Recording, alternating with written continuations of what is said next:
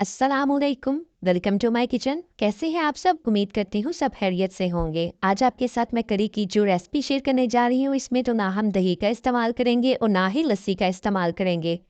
कम budget में रहते हुए हम बहुत मज़ेदार करी तैयार करेंगे। आप इस रेसिपी को ज़रूर ट्राई कीजिएगा। देखने में ये जितनी अच्छी लग रही है, खाने में भी उतनी ही मज़े की है। रेसिपी स्टार्ट करने से पहले अगर अभी तक आपने चैनल को सब्सक्राइब नहीं किया तो काइंडली सब्सक्राइब माई चैनल। तो चलिए रेसिपी स्टार्ट करते हैं। कढ़ी बनाने के लिए यहाँ पे मैंने 1 कप बेसन लिया है और इसे अच्छे से छान लिया था। अब इसे मैं जग में डालूंगी और इतना पानी डालूंगी कि इसकी अच्छे से पेस्ट बन जाए या ये बहुत अच्छे से मिक्स हो जाए। आप इसे हाथ से भी मिक्स कर सकते हैं। इसके बाद मैं इसे बाउल में डालूंगी। अब इसमें चंद मसाले ऐड करेंगे जिनमें येलो फूड कलर, हल्दी, धनिया पाउडर, सुरख मिर्च और थोड़ी सी इमली को शामिल करेंगे। इन तमाम चीज़ों को बहुत अच्छे से मिक्स कर लेना है, बहुत अच्छे से मिक्स करना है ताकि मसाले इसमें अच्छे से मिक्स हो जाए। सेकंड स्टेप की तरफ आते हैं। कढ़ाई में थोड़ा सा ऑयल शामिल करेंगे। 1 मीडियम साइज़ का प्याज कट करके वो शामिल करेंगे और प्याज को तब तक कुक करेंगे जब तक इसका कलर चेंज नहीं हो जाता। हमने बहुत ज़्यादा कलर इसका चेंज नहीं करना। जैसे ही लाइट सा कलर पिंक की तरफ जाएगा, इसमें 1 टेबलस्पून लहसुन की पेस्ट और 1 टेबलस्पून अदरक की पेस्ट शामिल करेंगे और इसे तब तक कुक करेंगे जब तक इसकी रॉ स्मेल खत्म नहीं हो जाते। जैसे ही लहसुन अदरक का कलर गोल्डन की तरफ जाएगा, इसमें पानी शामिल करेंगे। पानी शामिल करने के बाद जो बैटर हमने रेडी करके रखा था उसे अच्छे से मिक्स करेंगे और वो शामिल कर देंगे।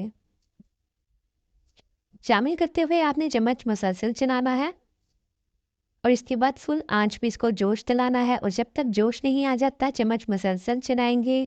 चम्मच हम इसलिए चलाएंगे क्योंकि अगर हम चम्मच नहीं चलाएंगे तो बेसन की गुठलियाँ बन जाएंगी, इसलिए चम्मच चलाते हुए इसको जोश दिलाना है। यहाँ पे मैंने तकरीबन 1.5 से 2 लीटर पानी शामिल किया है। आपने खुली कढ़ाई लेनी है।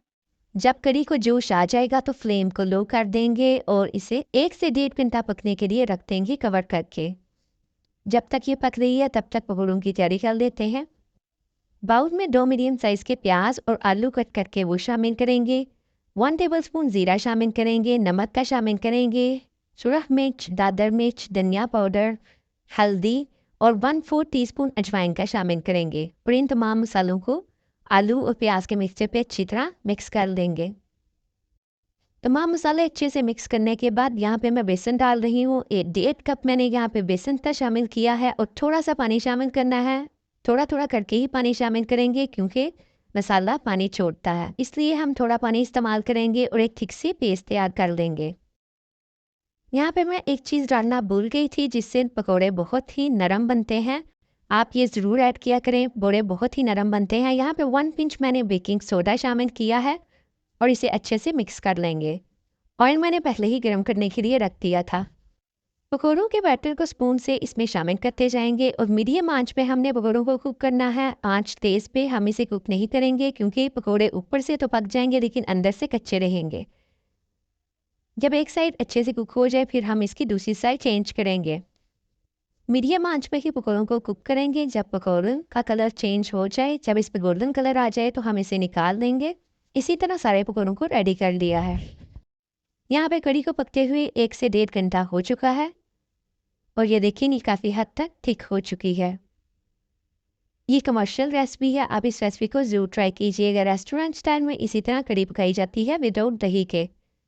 अब इसमें हम पकौड़े शामिल करेंगे और मिक्स करने के बाद अब इसे हम तड़का लगाएंगे।